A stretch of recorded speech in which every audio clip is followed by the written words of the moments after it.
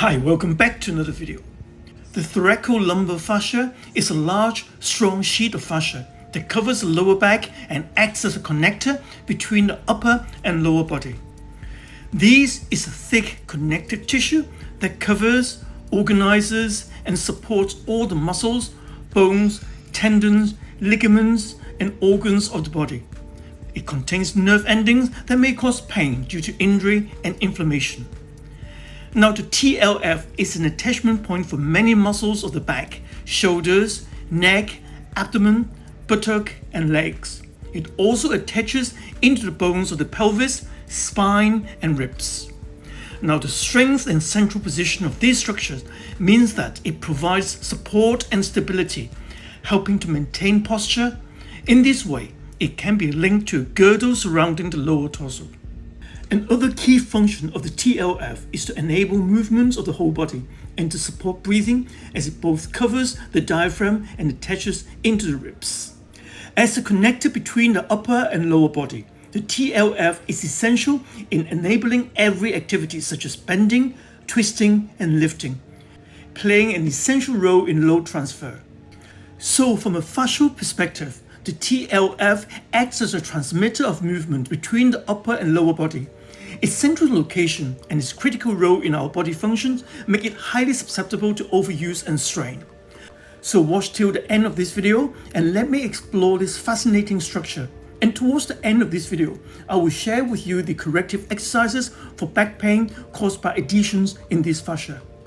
But before we dive into all this, please do me a small favor by hitting the like button, subscribe, and sharing your thoughts or feedback in the comments below.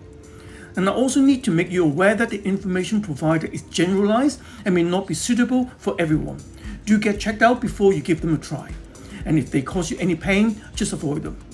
To understand the link between TLF dysfunction and back pain, and to make sense of the rationale behind the corrective exercises I'm about to show you, we need to take a look at its fascinating anatomy.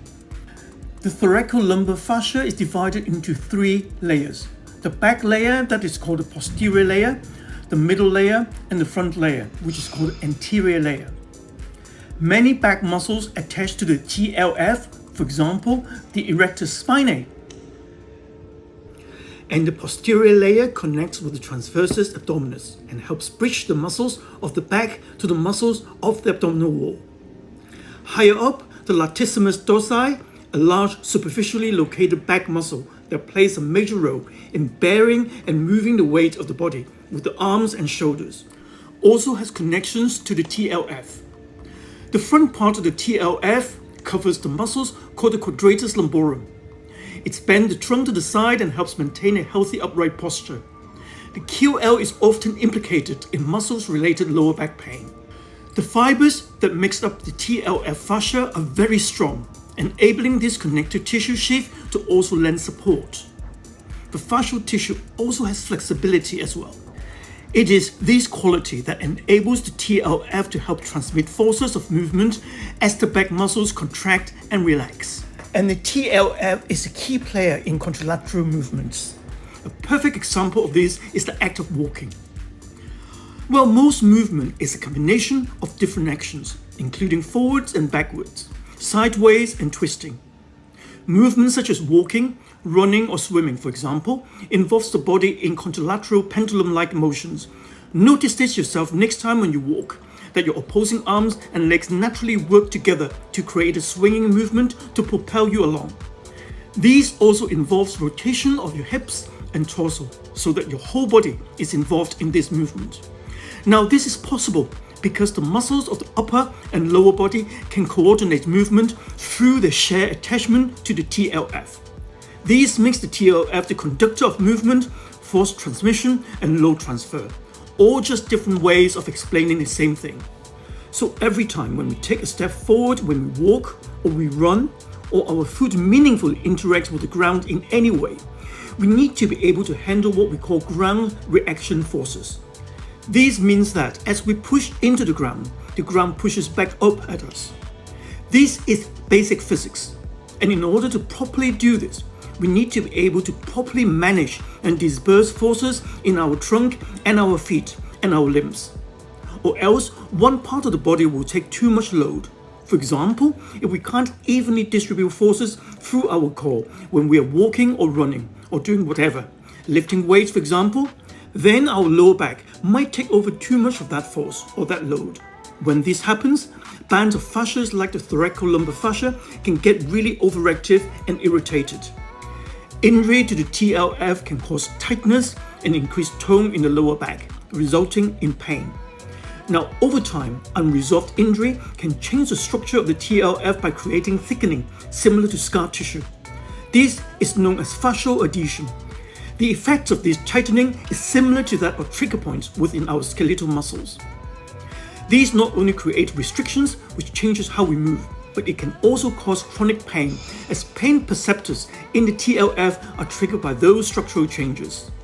And there are a lot of nociceptive nerve endings in this particular area of fascia, which is why it can contribute so significantly to people's pain, especially in that area and in the lower back in general. These bands of fascia is particularly overactive in people who have extension of the lower back, because this area is now in a shortened position. This is typical for those with lower core syndrome, also known as anterior pelvic tilt or hypolordosis. This is a common postural dysfunction related to prolonged sitting. So the goal to downregulate tension in this area of our fascia is, first, we need to just lengthen it out and to decompress it. We then need to teach our body to better handle force going into the ground and working with our core, and not as much our lower back and this band of fascia, although we do want this fascia working, just not all the time in overdrive.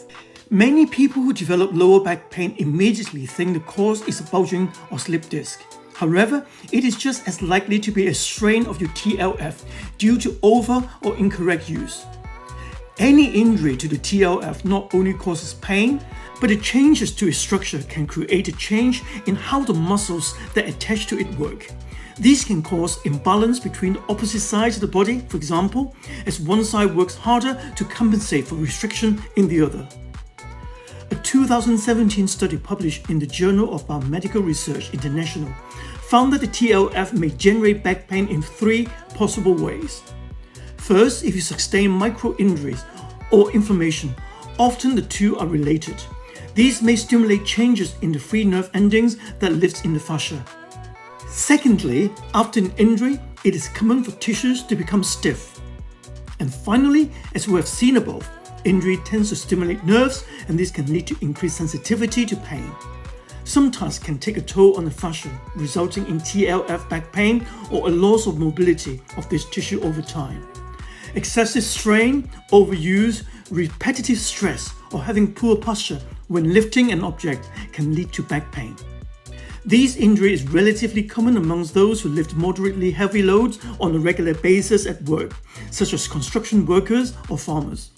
It is also seen amongst athletes, especially those who lift weights without proper form. Sitting all day can also damage the TLF. When we come to corrective exercises for TLF back pain, the first thing we need to do is to release the fascial adhesions within this fascia.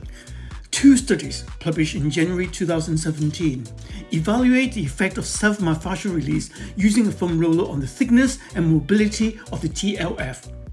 The first study from the United States showed that the thickness of connective tissue decreased by 27% after treatment. The second study from Germany showed an increase in mobility of TLF after self-myofascial release using a foam roller.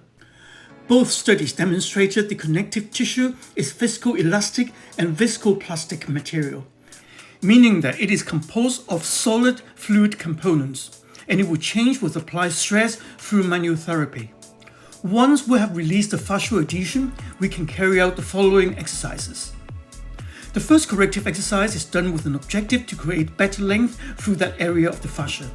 So we're going to take a foam roller and slide it underneath the base of the back side of your pelvis, just above the tailbone. And we are just going to hug our knee to our chest like this.